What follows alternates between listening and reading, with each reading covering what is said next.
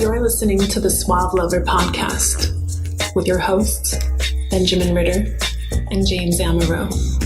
SuaveLover.com, advising gentlemen on the art of romance.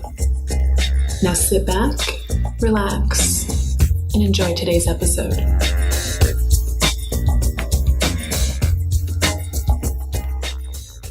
Do you have a type? A type? Like type? A blood type? Can you type on a typewriter? Can I type? I can type actually pretty fast. How many girls per minute can you go through?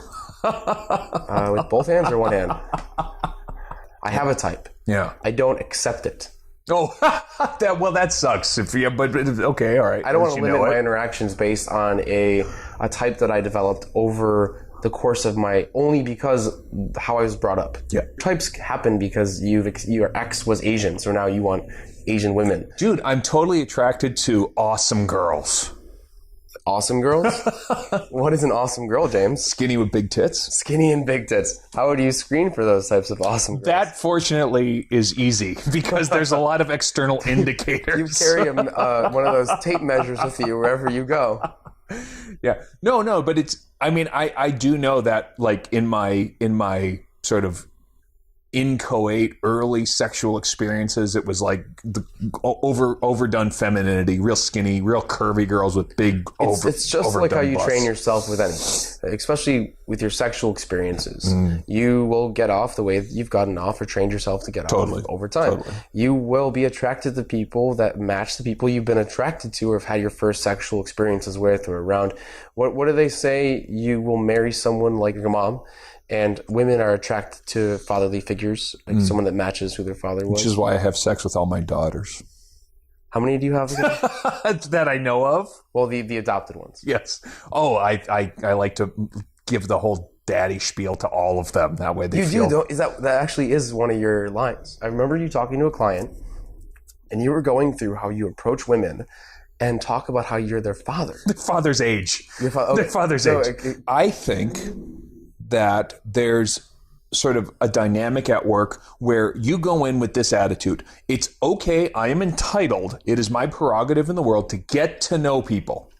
That means it's okay that I know whatever I'm attracted to. I can be attracted to a particular type.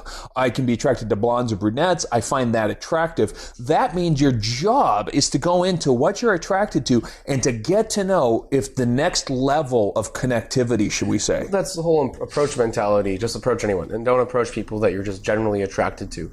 And don't give anyone a higher grade, a higher rating because you're just attracted to them based on your previous experiences. And so screening is, I don't know who you are. You may have big tits in a small waist and you'd be unbelievably sexually appealing, but I need to figure out who you are and if you're going to complement my lifestyle, my needs, my desires, my wants, my current situation in life, etc. Or can I put you into a particular role for your purpose? In other words, if you're not going to be a life partner, are you going to have interesting pillow talk tonight?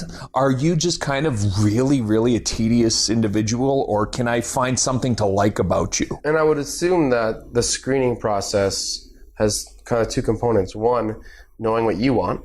Oh, well, geez, that's hard, surprisingly, right? It's hard. Yeah, I think we have to walk through that. Yeah. And also knowing what stage you're at in your life.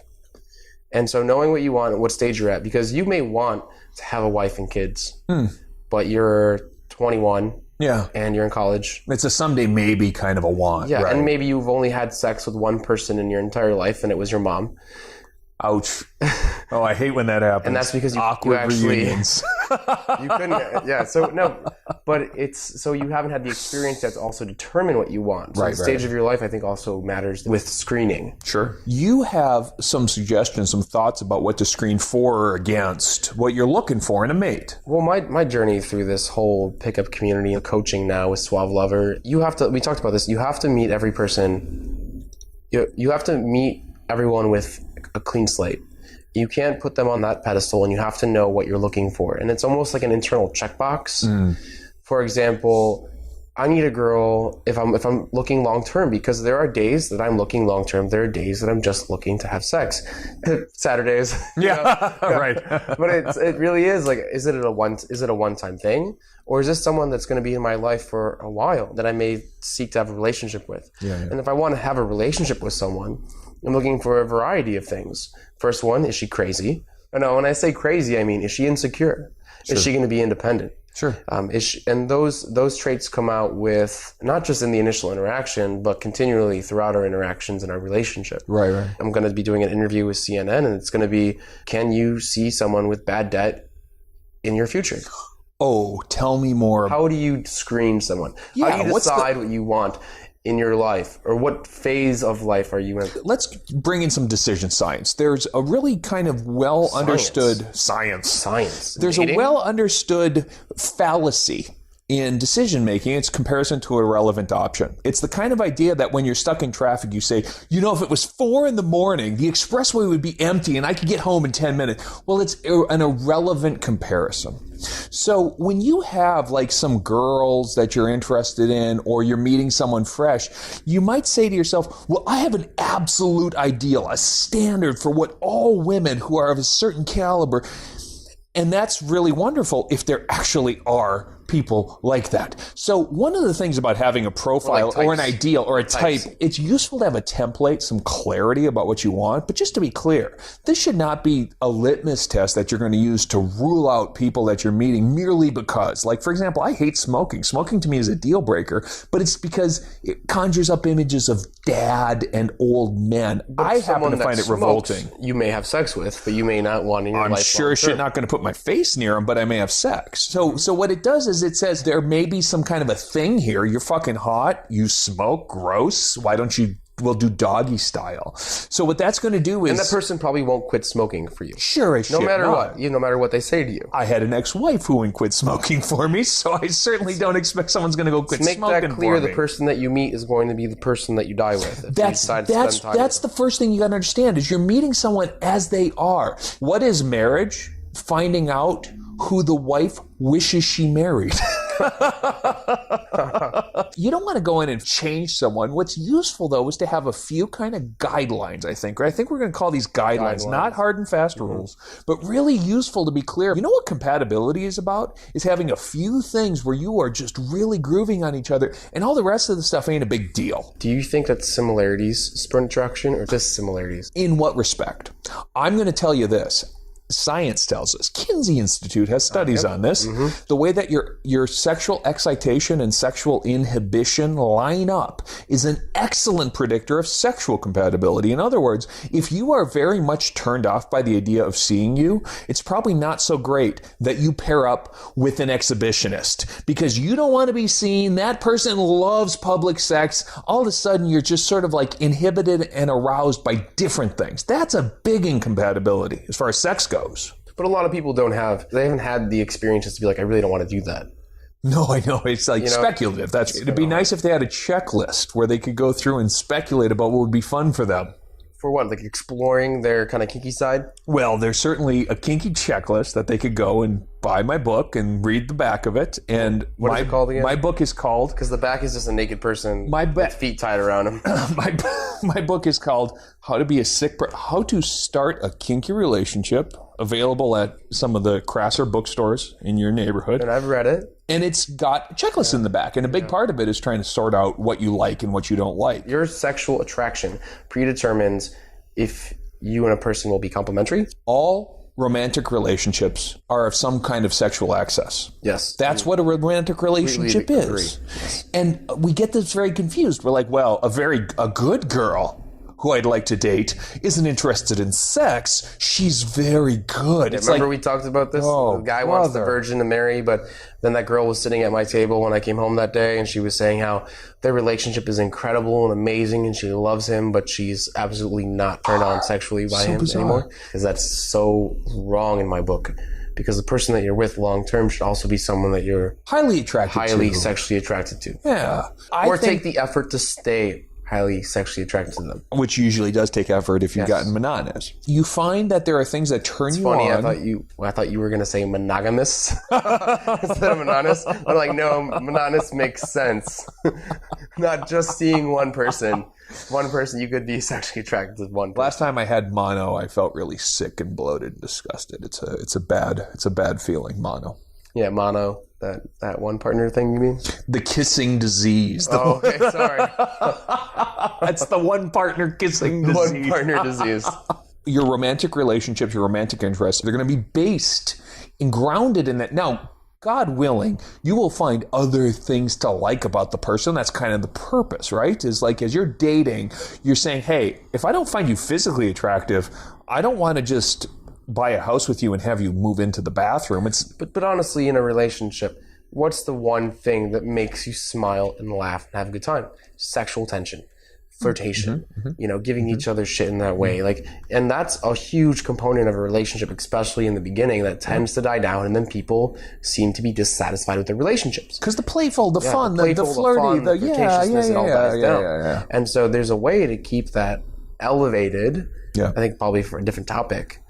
But if you screen beforehand, it's a really good way to sustain that, at least, to find someone that you can sustain that with. Hey, would you do me a favor? I know we've been married for the last 3 years, but I'd like you to start walking around in heels and corsets. Would that be cool?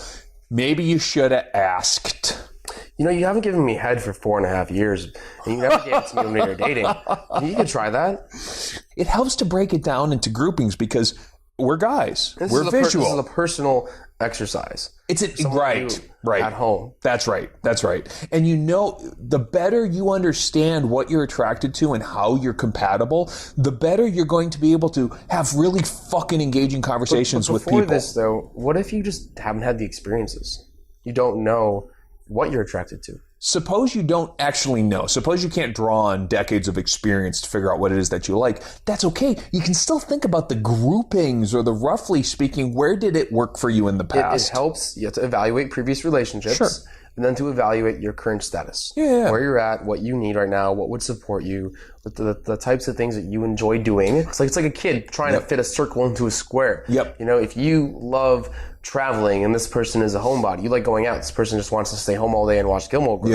Yeah. You're trying to push a circle into a square. If I could give any advice to my 23-year-old self, it would be don't rush to settle down just because daddy had kids at 23, which, by the way, you habituate based on what you know, right? My dad had me at 23. That's a young dude having kids really young.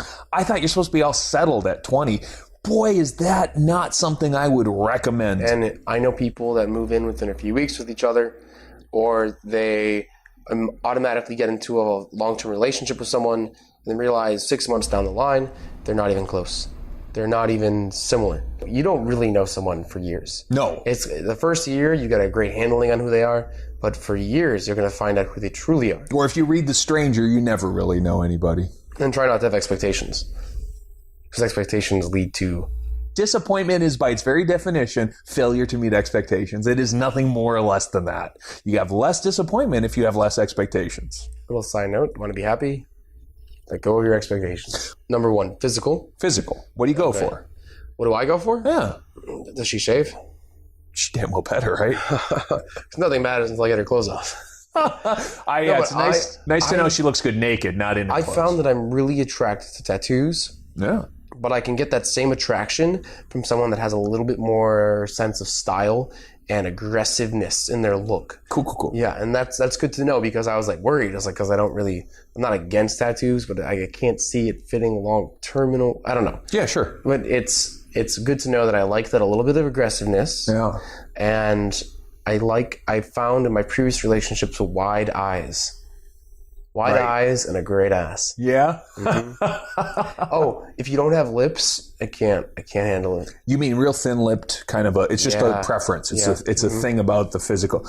A big jawline, I've noticed that's one of those things where there's certain facial features, and I like juvenile. I like a small nose. My mom had a very prominent Polish nose. Welcome to the lineage. And it's very maternal to me when I see a big prominent nose. So it's one of those things where it's if I see a dainty a little nose on a girl, I find that much more attractive, a little juvenilized. But I just know that about me. And it's frustrating because if you don't know this, as I didn't, if you are not aware of this or you're not paying attention, suddenly you're like, oh, this girl is great on paper. Or he's so perfect. He's like just a perfect profile. And you've got this belief that somehow it's supposed to because some degree, you got the same fucking sign. Your level of attractiveness, your physical attractiveness makes you a perfect match for me. Physical is such a prerequisite, and the lack of physical attraction, you say, girls just call it, hey, there's no chemistry. That's all they say, because they're not physically attracted and they can't figure out how to rationalize it. So if they can figure out how to rationalize it and they're not physically attracted, they call it chemistry. Or if they're really attracted to someone and he's not cute, they call that sugar daddy? What do they call it? That's right. Okay, well, no, so you start with that. You start with the basic idea that your physical matters. Then all of a sudden, here's where you fuck up. You say, okay, well, I'll just fix the rest. No, you won't. Start looking. You'll never. So another thing that's important is the personality. What kind of a personality? Friendly, easygoing, sarcastic, fucking type A? Because guess what? Those don't agree with each other. They're different. Very different. And they also will come out during different experiences. Sure. You're at a restaurant and she totally talks down to your waiter. Obviously, that's part of her personality. Now, I know you crave ambition. You want a girl that's got something fucking that you're just jazzed about. Quality. I can read passion from across the room. Right. And it's like we were talking about physical. For me, I can be attracted to someone a little bit farther away. I can feel her presence, her passion, and her energy, and her it's not even her aura. It's just this vibe that she gives off that she's of substance. Yeah. And it's like charisma, and it's just like it pulls me. It just drags me in. I love it. And personally, I have no problem with the slacker. I have no problem with the kind of personality that is non-confrontational. That's kind of what I have found myself drawn to, is I don't mind just being sort of low-key or just sort of indifferent. If it's confrontational, if it's hostile, and even if it's passionate, I find that really, really tedious. I'm totally happy with a girl who's just coasting. So I don't need passion, but I do know this. If there's that sort of adversarialism, if there's that natural inclination to conflict, which is a part of a personality sort of disposition, I try to look and find someone who doesn't want to fight. Well, conflict, that's different than that's completely separate. I think personality traits definitely. Thomas Kilmann instrument, if you want to Google it, is a way that you handle conflict. Is your conflict disposition to be confrontational, to be collaborative? The longest relationships or marriages were because they tried to see how the other person viewed the situation. That's so important. It's funny, they basically gave these relationships questionnaires, and for 6 months, and how they handled conflict. And then the next 6 months, they took a group and gave them questionnaires that had an extra question that said, put yourself in their situation. Basically made them imagine the other person's thoughts and feelings and how they would feel in that same type of situation if the roles were reversed. They found that when people were just asked that question, those relationships and relationship satisfaction were exponentially higher. Personality is a big thing, but that's right. To the idea of stepping in the other person's shoes and giving a shit and having a certain amount of regard for them. A good narcissist, which is a personality disorder, a good narcissist doesn't like to do that. And you can screen that out. You can certainly. Sexuality. So that's the next kind of class, is basic sexual tastes and dispositions. I can tell you this, I've tried to do vanilla shit. I know that I have sexual inclinations that have to be met for me to be really interested. Oh, that passion goes straight into sex. It sure does. I need that. Yep. I need someone that's into sex, that's passionate about sex, that's willing to explore new things, that not even experience, but just willing to have fun. That sex is a component of their personality, that they have a sexual lifestyle. But then you have to, for me to see that, I have to be willing to accept those types of characteristics of their lifestyle. Yes. If they're a sexual person. That's right. So there might be some baggage. So there's a limit to the level of sexuality that I want. That's right. Okay. You need to screen for sexuality. Well, because it's so integrated into how I. No, if I could give advice to my 21-year-old self, it would be do what you did. Find a crazy fucking girl who is crazy and down to do anything and move in with her for a couple of months. Holy buckets, that was a really good stage for me to be in. To learn your level. To just learn myself and be with someone who is game for anything. Have that crazy girlfriend in your life. Our clients come in wanting I've dealt with the majority of clients that want to learn how to pick up women because they're stuck on one woman. That's right. They're stuck on their ex. They're stuck on this other girl. Put her aside for now. You want her to go focus on her later, even though I don't believe in putting any woman on a pedestal. But for these next 6 months to a year, go fuck a lot and anyone and meet amazing women and meet a variety of women and take those lessons and experiences. The only way that you're going to become someone, become who you are. If you don't have experiences forming who you are, you're just going to be the same person that you were. Right. And you can't, when someone comes up to me and they said they've been with one person their entire life, more power to you, but really in 15 years, I'm sorry, you're going to have a nervous breakdown. You're going to be cheating with the cook at the local diner. You know what I mean? Like you're going to end up wanting things. And why do you think Schwarzenegger? Why do you think the general who was, I forget his name now? Because that's what fucking happens. Clients that I deal with are these divorced dudes who have had a couple of sexual experiences only in the context of a relationship, only with someone they're very serious with, like that they lived with. And my first fucking piece of advice is go explore the shit, because you know what? You got on your bucket list stuff and you're not fessing up to yourself. I don't care if you fess up to me, but if you're not cool with the stuff that you want to try and you're just like jonesing for experiences and you don't even know what they are, you're just like, well, I don't know, girls are just appealing. It's like, no. You can be much more specific than that as a grown-up. So if you like have these experiences that you're lacking, that you haven't tried, you've got to get out there and try crazy shit. And usually you do it young, usually you do it in a frat, usually you do it as a dater before you settle down. But when you become unsettled as a 40-year-old man and you've run a business and you're very successful and you're like, these girls are stupid bitches. No, they're not.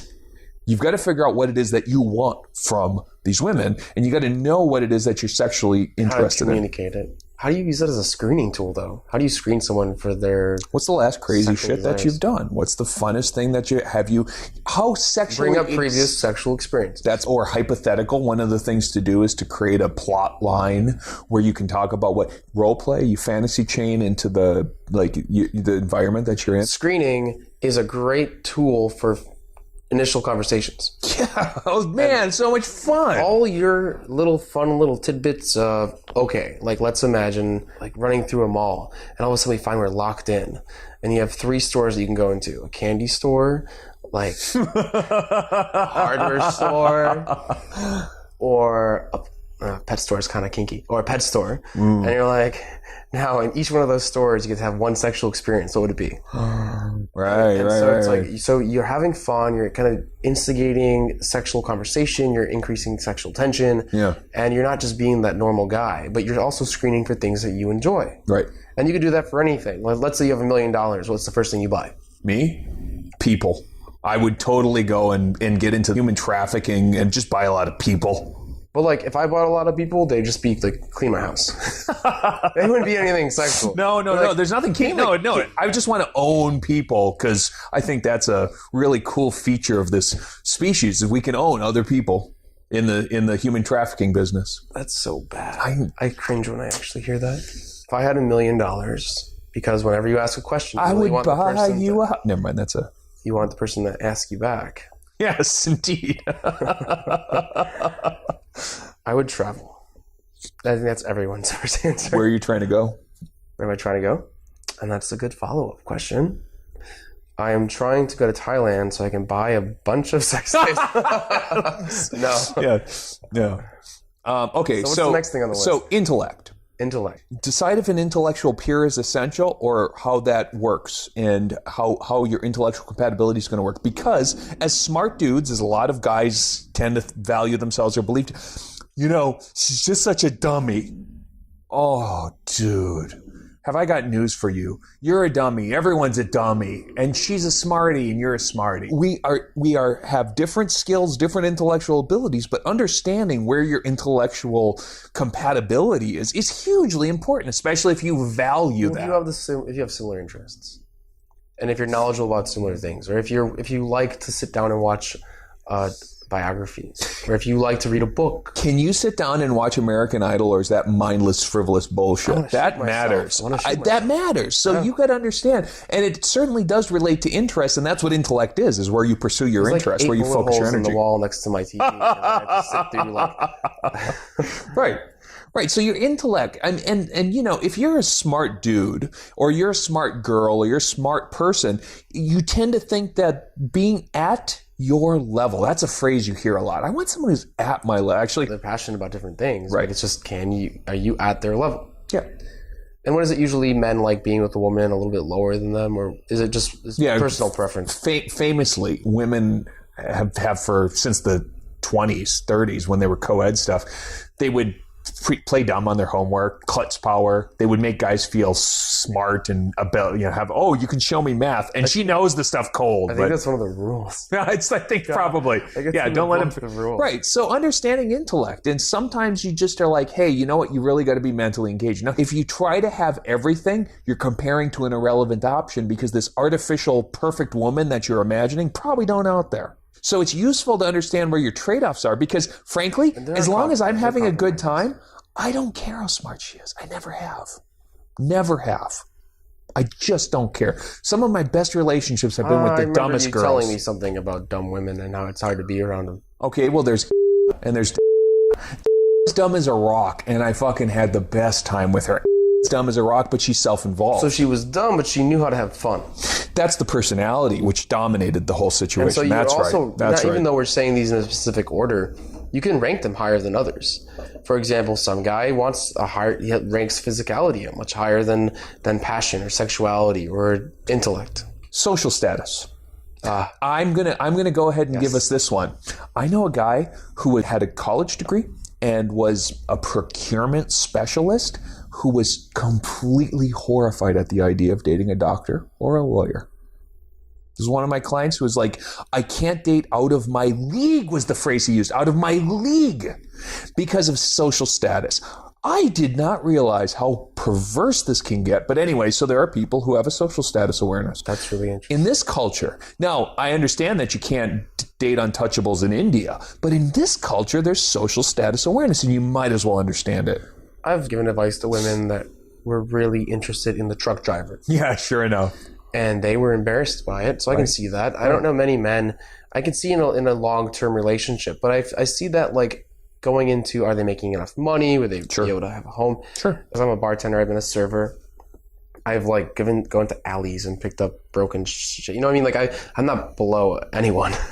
And so social status for me, I think the important part of this, if you are Captain Save-A-Ho, just be careful, because if you're dating some girl who really is a low status, low class, she comes from that, and you're trying to fix her, remember, you get the girl you met.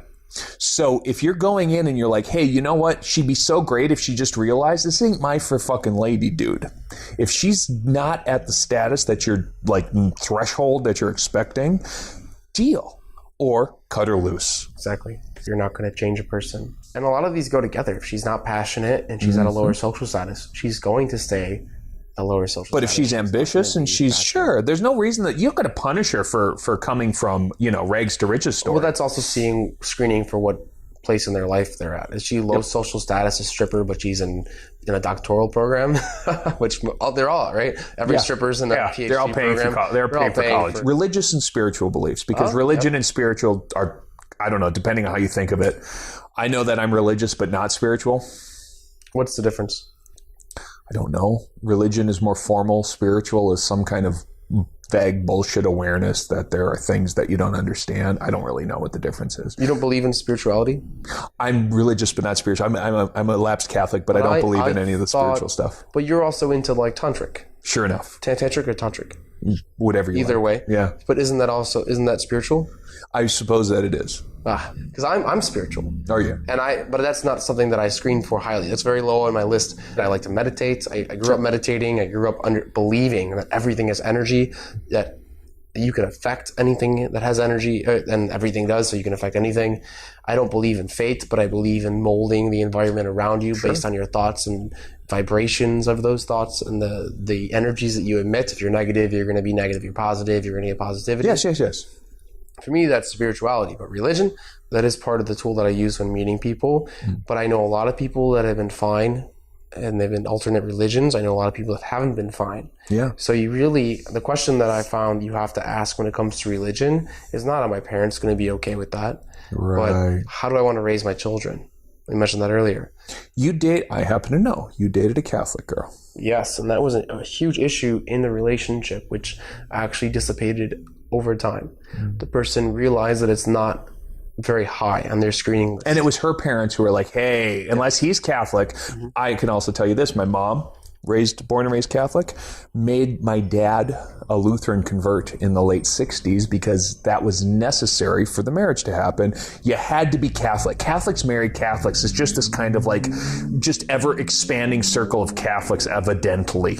But that was an important thing because, like, if your spiritual beliefs differ, if your metaphysics, and that's part of the thing, is I don't believe in metaphysics. So if your spiritual beliefs differ, then you're going to have very, very difficult to suss out conflicts. Now, if your financial beliefs differ, it's pretty simple to say, well, I think that we should spend more on food than we should spend on transportation. That's not going to be mechanically difficult to suss out. But if you just sort of believe that fate happens and things happen for a reason, and you're with someone who's like, you have control over your own destiny, and you think that somehow there's a metaphysical influence, boy, is that really hard. If you have that type of fate mentality, that's going to come out in your actions with it just happens, things happen for a reason. Like, so you listen for these little tidbits of information when you're screening them to be like, wow, maybe that means that they're kind of spiritual. Maybe I should try to expand on that a little bit in my interactions with her and talk about these types of things. If you're not spiritual, figure it out. Every one of these comes out. They show you. Yeah, they'll reveal eventually. They all reveal. Sure. These are just categories. All categories are just artificial. They're just a collection of some thoughts. But yeah, the spiritual and the religious stuff, I got to say that one, especially when we're in this sort of like vaguely hookup culture and we don't go deep when we're having fun usually, we kind of take certain things for granted. Then all of a sudden you're like, oh, you're like really serious about this. You're Seventh-day Adventist. You on Saturday you don't work. It's After like, you're moved in together. Yeah, right. So at some point soon, you should probably figure out how seriously you're going to take certain things. And then on the list, just to make a sort of a catch-all category, are deal breakers, non-starters, absolutely no-goes. Things like, for me, serious relationships are with girls who don't smoke, who take care of themselves in some kind of vague, abstract sense. Frankly, I can imagine having a relationship now with a girl who has kids, but I couldn't for a long time. So there are things that are just like, these are deal breakers. These just aren't going to go any farther. And when you hear them, you should understand them to be triggers to yourself to say, hey, you know what? This isn't going to go anywhere. I can play, I can explore, but I absolutely know from bad experiences or from having been burned or from self-awareness, this is done. Okay. I had to go into each one of my deal breakers and really see, is this something that really and truly is a deal breaker? Sure. It took experiencing the deal breaker with someone that I respected to be able to kind of wipe that off my plate. Tattoos, wiped off my plate. Religion, I think, became more of a focus than it was previously, so that actually increased in kind of my screening process just because I've had issues with it. Yeah. Serious drugs, this for sure will always be a deal breaker. But I think that kind of expands a little bit. There's certainly dispositional things like meanness. It's hard to describe precisely. There's negativity. Just that is a real fucking... A lot of negativity is tough to deal with. And I also see that deal breakers can be an issue with settling. They won't smoke in a year. They promised me. When you come across your deal breaker, you have to really put a hard line. I'm not going to be invested in this person. Right. I'm not going to change. And you need to really guard yourself. The more that you can turn a deal breaker into a pet peeve or an annoyance, that's good. Because if the shit that really bothers you less and less, self-awareness, meditation, I'm the kind of person who is very irritable. And I managed to turn a lot of pet peeves and deal breakers into just kind of just non things. This is very serious to me because these are expressions of my values, my identity, who I am. These really matter. And then there's a lot of shit that is just curious and interesting. Here's some facts about me. Here's some facts about you. Who cares? Do we get along anyway? But a lot of the stuff where, like, as you're young and you're fucking driven by your moral sense and you're just so goddamn consternated. That's bullshit. You're so stupid for not being a radical conservative or a liberal feminist or whatever your thing is.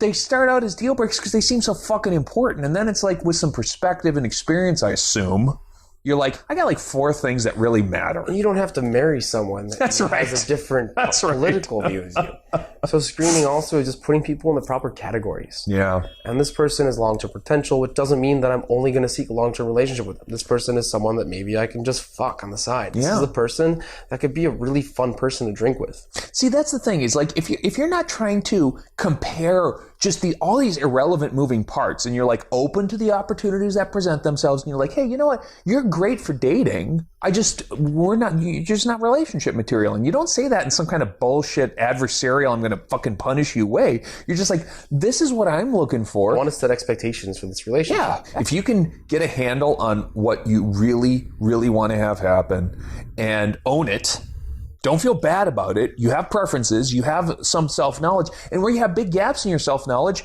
learn the shit. And don't be embarrassed if you really don't care about your screening process right now and you're just going to fuck around. But don't fall into a relationship that you just aren't prepared for. There you have it. You haven't taken the proper steps to analyze. Because you hadn't thought about it. It's like, oh, shit, I didn't realize when I got you pregnant by not using condoms, this would have a lifetime of responsibility with a girl who's a bad fit for me. You can end up with a kid. Yeah. Or worse. You don't have $1 million. Then you... No, you can buy the kid and have him rake your rocks in the backyard or something like that. You've given this due consideration. You've written about it. You've analyzed it. You've internalized it. Let me ask this. Next time you meet someone, doesn't matter, on the train, you meet at work, you meet because you've been introduced to. What's going on, like behind your eyes, a little bit, in the back of your mind? What's going on? It's really hard to say that I disqualify people because I feel like it's really unfair sometimes. Sure. Especially just based off previous experiences. They could just be things that I just had bad memories with that are coming out, and I see it in someone and I'm like, wow, I can never talk to this person again because I can't see them as relationship material, or I'm not even attracted to them because they're displaying a quality that my ex did 3 years ago. So what I'm really looking for are things that pique my interest, not disqualify. Yeah. Because like you said, there's really only 3 or 4 things that really are deal breakers for me. Because my screening process is my initial perception of the person. Like a large component of it is, am I more than just sexually attracted to them? Yeah. Do they pique my interest intellectually? Yeah. Do they have the energy, the kind of allure that I look for in a woman? And so when I'm talking to her, I'm mostly focusing on what her substance is, and then logistics. And then and let's not you know what?